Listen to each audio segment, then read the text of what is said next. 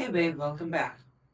In this video, we're going to discuss what exactly makes a business truly profitable, how to grow the profit margin, how to pay attention to revenue.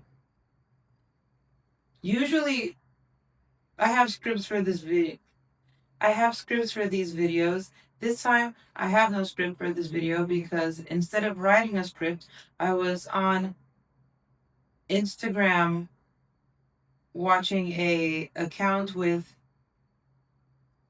a guy who tries to do stuff with a cow in the house, and I'm losing daylight, so we're just gonna do it. I have some notes here, and I have my little trusty laptop, so I think we'll be fine. This video is about lean businesses. Now, we hear a lot of really successful online creators talk about not revenue, but profit margin. Like how much they're bringing in monthly profit, hundreds of thousands of dollars of profit, 93% profit margin with their extremely lean businesses. What exactly is lean? What are they referring to when they say lean businesses? Well, lean is actually part of a way bigger business management methodology correlated with the industrial boom in Japan of the 20th century. You see, we had several industrial revolutions. The first industrial revolution that we had was the one in the 1840s with the steam engine. That meant textiles being done like in a long row instead of just some ladies doing it. That meant flour being milled not by horses or by people with stones, but like with an engine and stuff. That was the first industrial revolution. Then the second industrial revolution was the one that brought us the car, the production line, the standardization. We also call it Fordism because Henry Ford was probably the best guy who actually did it. He did the best regarding to this second wave of industrial revolution. Then comes the third industrial revolution, which is all about digitizing. So when you see robotic arms, when you see laser cutting, when you see digital files like 3D models turn into G code, turn into manufacturing. That's the third industrial revolution. Currently, we are in the fourth industrial revolution, where it's all about AI and decentralized manufacturing. What does that mean? That means there's even less human presence in manufacturing, and that means that production lines, well, more importantly, supply chains are networks, are worldwide networks, and they kind of automatically adjust uh, if you have, I don't know, you have too many blue seat belts and not at all black seat belts. Then everything kind of gets a little reconfigured automatically, and you end up having BMWs with like a whole generation with blue seat belts. No person has to decide this, it's all automated. Why is this important? Well, the whole thing with having a lean company meant the only thing you have to remember lean means zero waste, or as least paste, the least waste possible.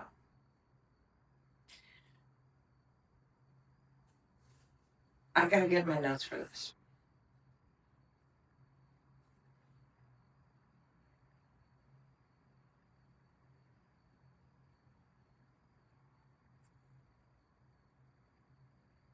What qualifies me to talk about these things? Well, tell them I so you know. I have a PhD in machine learning, and I have several accreditations. I am a specialist in public tendering.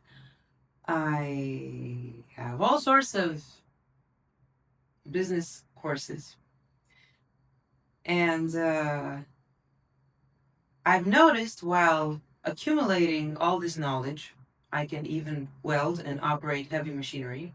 I've noticed that the more of these you accumulate, the worse you do in general. Because you see, there are several types of waste, including knowledge waste. And for me, it's absolutely hilarious to see every time I have one of these big shot achievements that you can actually post on LinkedIn, the fact that, first of all, they're not so difficult to achieve. And second of all, they're not really needed. Practical experience is needed the most. Anyway, let's get back into what lean is.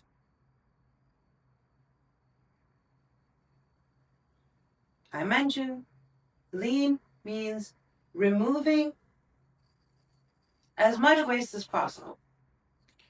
Removing any part of the process that does not bring value to the customer.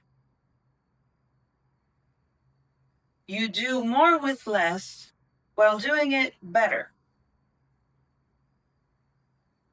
There is a correlation between Lean and Six Sigma, and obviously it is called Lean Six Sigma. Now, if you don't know what Six Sigma is, I have a whole series on Six Sigma on my channel. It's very simple. Anybody can use it, either in their businesses or even in their personal lives. And I know it sounds complicated, but it's not. And the explanations on this channel are as simple as possible with direct applications. If you're interested in that, just check them out. If not, let's stick to the lean. So, in this combination of lean and Six Sigma, the scope of it is to eliminate the problems. This is very broad. Remove inefficiencies and waste. Improve working conditions. And meet the customer needs better. So the people in the processes are respected, but the processes themselves get optimized, because if it's not here to serve you, it's here to control you. Now, what type of waste do we have? I have to pull up my notes.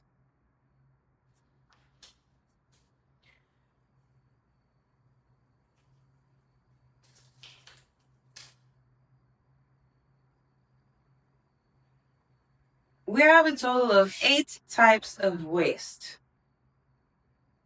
as they are described by lean methodology. We have transportation as waste, and I'm referring to transportation of people, resources, and data. One perfect example of this is when people have to drive to work and then back home every day, even if they don't necessarily have to be there because they sit on their asses on their computer all day long and they have online meetings anyway. That could be a type of waste. Data transportation is also a type of waste, a type of transportation waste, in the sense that you send a piece of data too many times back and forth to other people when people can just go and look at the data somewhere and have all the things transparent. The second type of waste is inventory waste. This is the bane of the existence of many business owners that have retail. I remember one fashion influencer, she established a brand, a clothing brand. Xenia, shout out. I have the utmost respect for you. Things were going very well because she was into sustainable fashion. So the designs were timeless and they were very mindful about their inventory and about the quality. And at one point, like obviously, they didn't run sales. They didn't believe in the idea of sale because they said this is the cost of the item, this is the cost of manufacturing and transportation and everything. We have very small profit margins to begin with. We believe that this is the sustainable way for fashion. And of course, it was a huge success. It was such a huge success that they kept running out of stock. So one season they had their, this is all on her vlog by the way. They have their little spreadsheets open with all the quantities and everything, like the collection. And they said, you know what, let's just 3x everything. So they just took the numbers and they 3x everything. Like they multiplied by 3, they the collection itself, the number of items per size, like everything was 3x. But just 3x it, it's fine.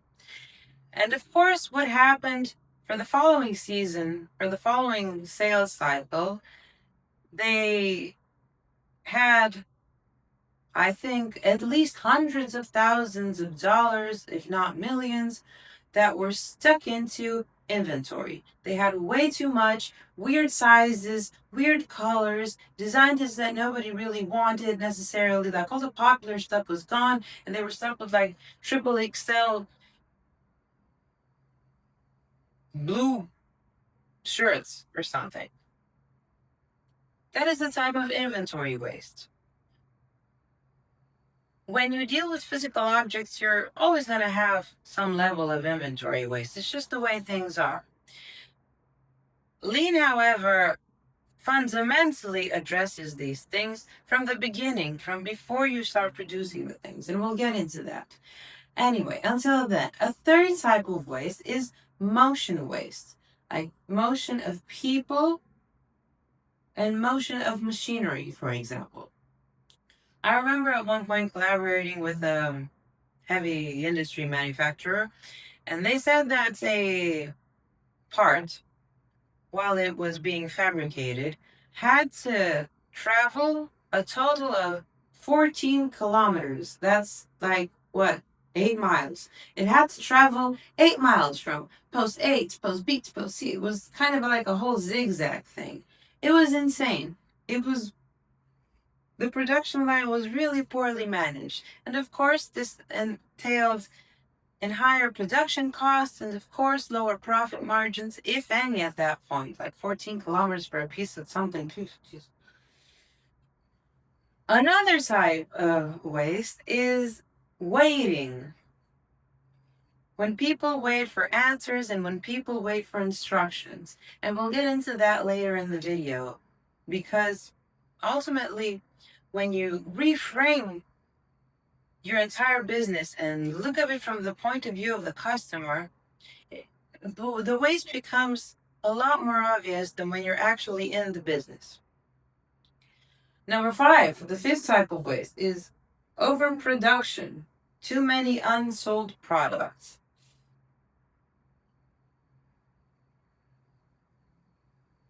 This is somehow correlated with inventory, but these are finite products. So the inventory waste is actually an example in which we have a lot of nuts and bolts, but not a lot of flanges or something. And so we can't really deliver full parts because we have a disproportionate stock of components.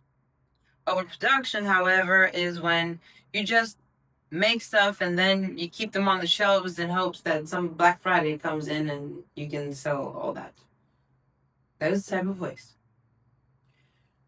Number 6 is over-processing as waste. Like there's more steps than needed to fulfill a customer's desire.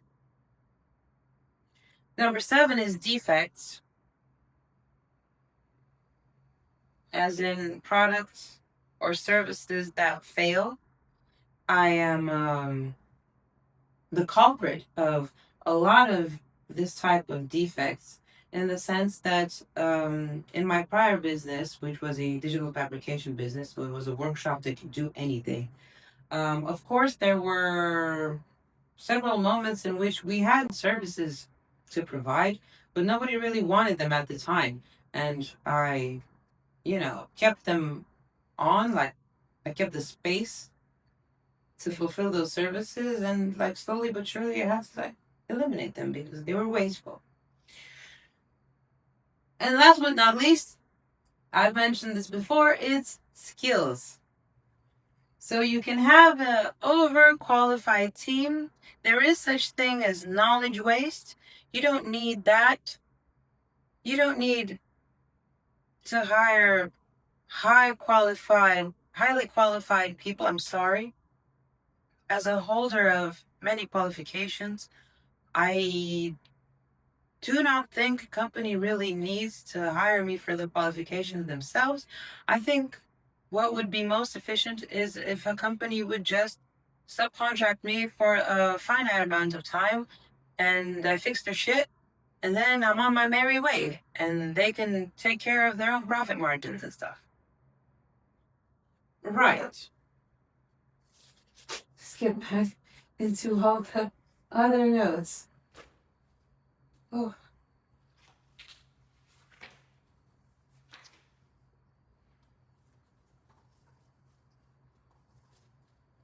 What you have to remember about this methodology, Lean, and together with Six Sigma, is the fact that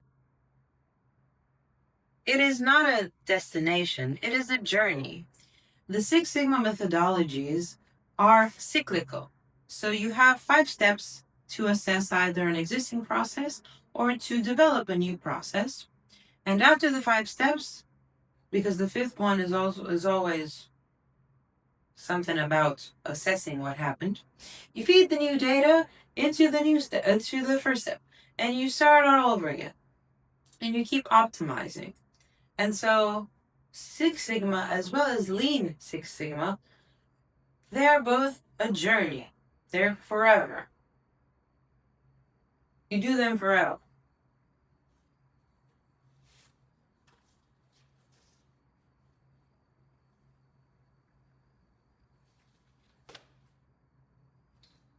I understand that if you're running a business and you're trying to do perhaps online marketing, that at times it can become extremely frustrating when you see you have to compete for the attention of others with that guy who I watched earlier on Instagram that tries to cook things in his kitchen with a cow present. I'm not sure if it's a cow because his name is Bruce and he's a boy. What's a male cow and ox? Is that a... Anyway, all the videos are exactly the same. And the guy, like he says, trying to cook an apple pie with my cow. And like as you see him struggling, he gets the ingredients from a table and the cow's right next to him. He keeps knocking the stuff out of his hand. He like, every time he tries to make something, like the cow comes and eats everything, and because it's a cow and its head is huge, he like knocks the guy over and stuff, and it's like a huge struggle, and it's a huge mess with food in the house everywhere and stuff pouring out, and it's a lovely experience. The guy is not getting hundreds of thousands of views. He's not even getting millions of views. He's getting hundreds of millions of views on this type of content. He only has one content pillar, and that is the cow in the house. Watching movies with the cow. It destroys the couch and everything, the living room and stuff. He is a perfect example of the beauty of being lean. There is no waste. I don't know the guy's name. I don't even know what he does. I don't know why he owns 2 cows, and I especially don't know why the cows are in the house when he tries to cook. Nobody cares. They come for exactly what is promised, which is trying to cook things with a cow in the house. And also the reason why I don't have a script for the video today. Let's move on.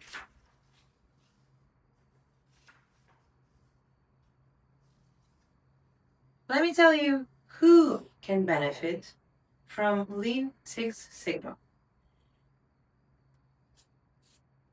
These are the top 10 ways you know you need Lean Six Sigma.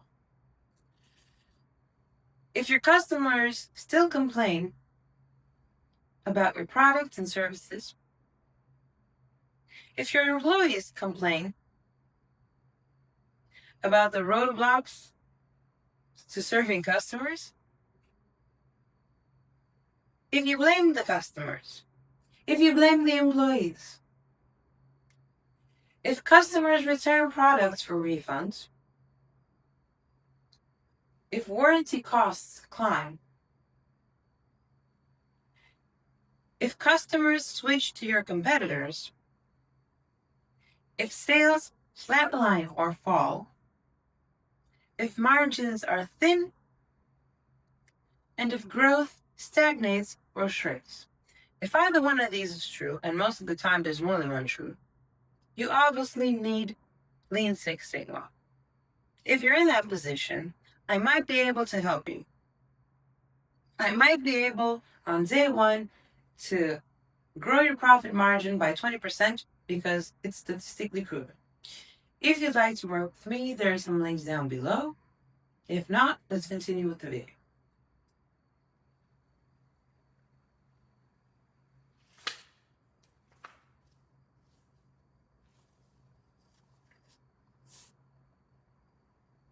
I mentioned one of the types of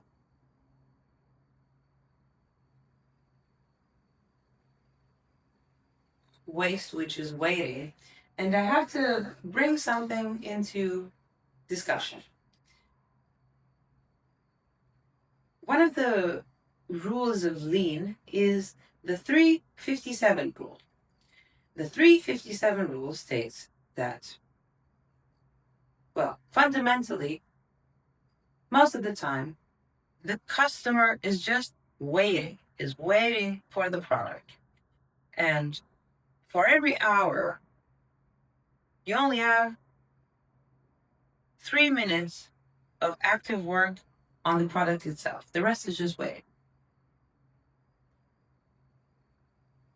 And for a customer, 95% of the time, they just wait.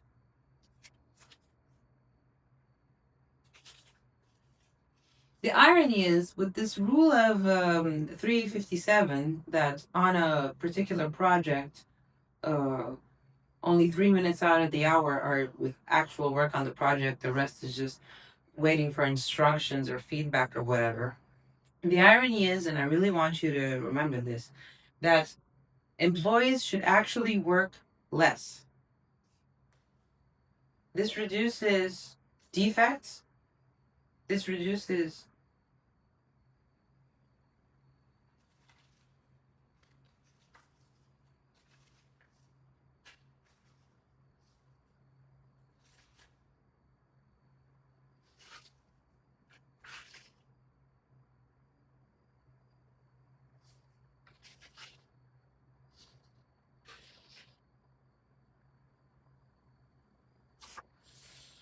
delays.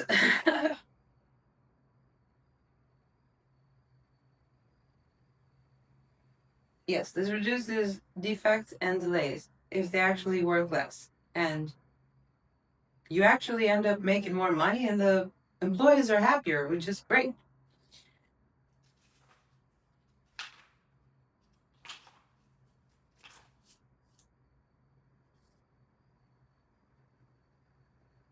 Another rule from Lean Six Sigma is the 15 to 20 rule. Every time you reduce the time required to provide a product or service by 15 minutes per hour, you double productivity and you cut costs by 20%.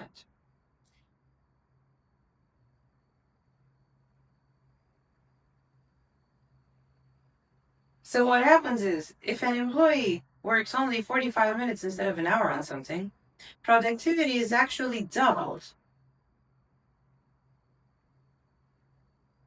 And the cost is reduced by 20%.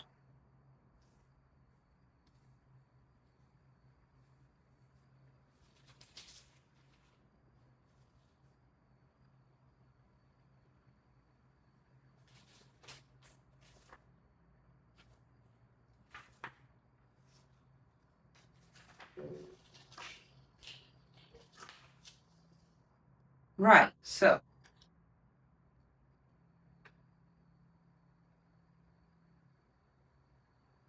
I would like to talk about the rupture between Lean and Six Sigma because you guys don't know this, but I live next to one of the biggest bookstores in the world, and I've been deep in the Six Sigma shelf, and it's correlated with the Lean shelf. And usually you see books on Lean Six Sigma because they work very well together.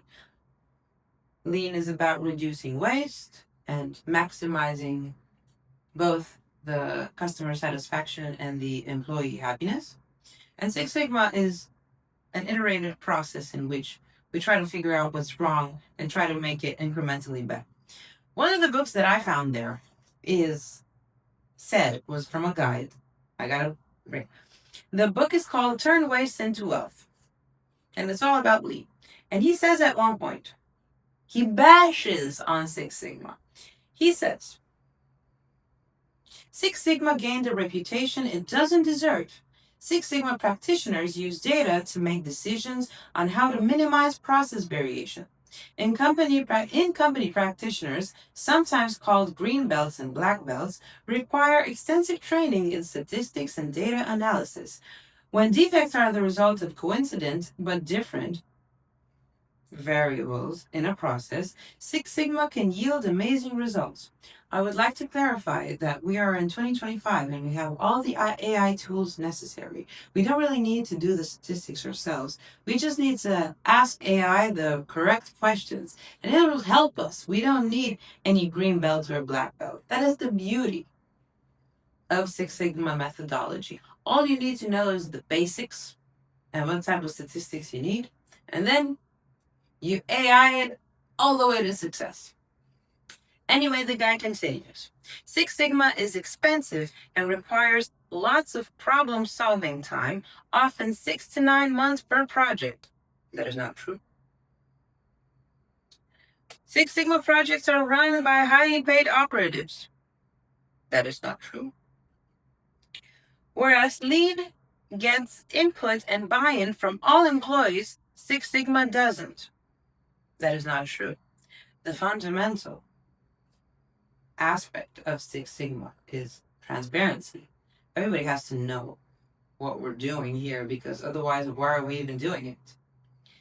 I got really triggered about what this guy says. So, it's not true. Lean and Six Sigma work perfectly together. No, you do not need all the certifications. You can start doing it today on what it is you're working on. But let's get back to Lean. I mentioned Japan. There is the Kaizen philosophy, again, of zero waste and everybody working together in sync. And one of the tools that software companies use, we have Scrum and Kanban. So Scrum is a technique in which every process is visually mapped out, like it's about to begin, it's in work, it hit a bottleneck, it is done. Kanban is the same thing, only it's not about one particular process, it's about many, many processes. So Kanban board will have several processes in, several on its projects, whatever, in all the columns. But fundamentally, the word Kanban, few people know this, is actually a letter. It's an envelope that is stuck to the product itself, to the physical product that contains the quantity of that product, the source of that product, the destination, and transfer. You see Kanbans every day. When you go to the supermarket, for example, the barcode is the product's little letter about everything you need to know. Again, this is important because transparency is the only way that we can actually reduce waste. Because when everybody knows what we're working on, they know where the bottlenecks are, they know where the time wasted is, and they work together and providing better services for their customer, as well as providing better lives for themselves. One of the common misconceptions of lean is that you need less people. That is not the case. You need more people with better processes between them. You make more money with more people. I, for many years, thought that people are a liability, but they are a wonderful asset as long as you have all the processes properly in place. I would like to address two more things and I'm done. One of them is a type of waste that I did not talk about and I haven't seen in any of the books. But I urge you to think about it. When successful online business owners talk about their huge profit margin, making making tens of millions of dollars every month with a 91% profit margin, that means that they have excess capital. And I would like to point out that that is also a type of waste, because hoarding that amount of cash is not doing any good, neither to the customer and neither to the employees either. If you have a 91% profit margin or more on your six-figure months, you best believe the employees are not that motivated. Even if you give them $3K, $4K a month, like, it smells of French Revolution all over it. And at one point, the customers are kind of gonna get sick of all this bullshit and they won't be coming back. You know, everything decays.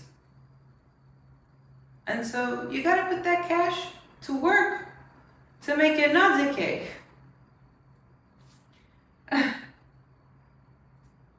That's a hot take, I don't know. Let's see if I covered everything. Is there anything else I would need to cover? Oh yeah, about the books. So, why am I so passionate about Six Sigma?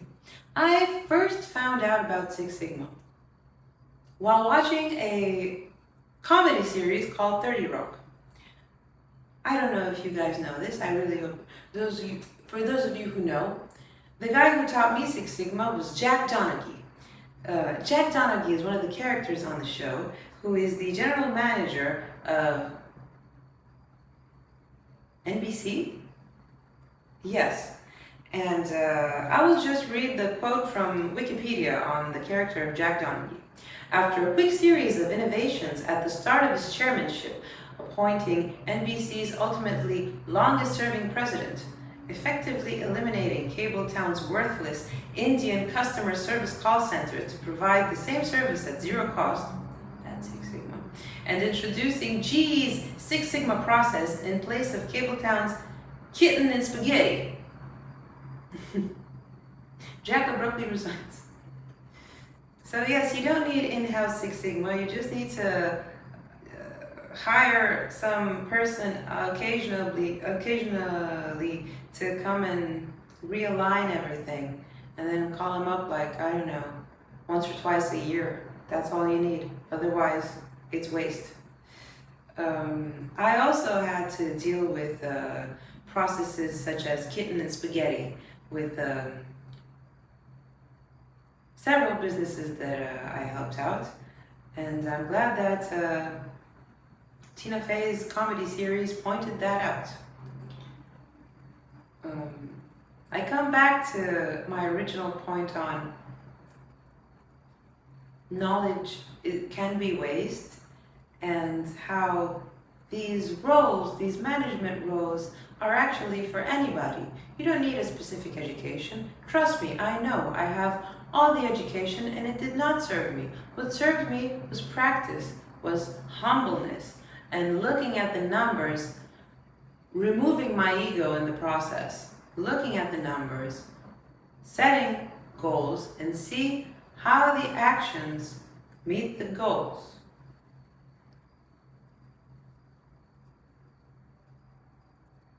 Actionable step for the end of this video is, first of all, be very careful with the books that you find on Lean and Six Sigma and Lean Six Sigma, because 80% of the books that are here at one of the best bookstores in the world are bullshit. They are either story-based or full of fluff. One of them is about Six Sigma and artificial intelligence, and it is written in 2020 or 29. Let me see when is it written.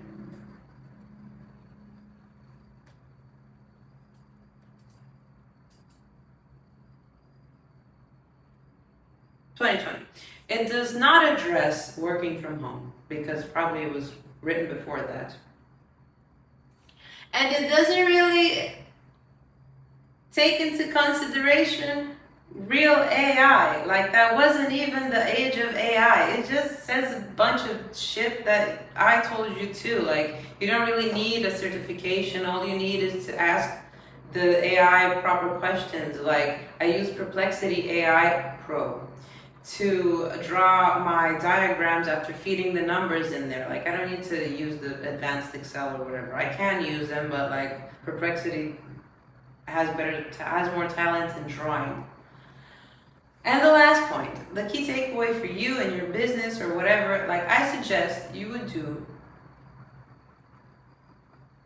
a Kaizen. Usually these are like challenges. You know, like people, like creators say, let's have a YouTube challenge. Like, it's a creator challenge. Everybody has to post something every day. A Kaizen is similar. You have a 5-day span to address one problem, apply the Six Sigma methodologies that you know here from this channel, figure out how to reduce waste as much as possible, properly identify the waste, and to increase repeatability, like prevent defects. And you only have 5 days. And at the end of 5 days, you congratulate each other for what a good job you did. And that's all you need to do. Thank you for watching. Please subscribe. Please reach out. Bye.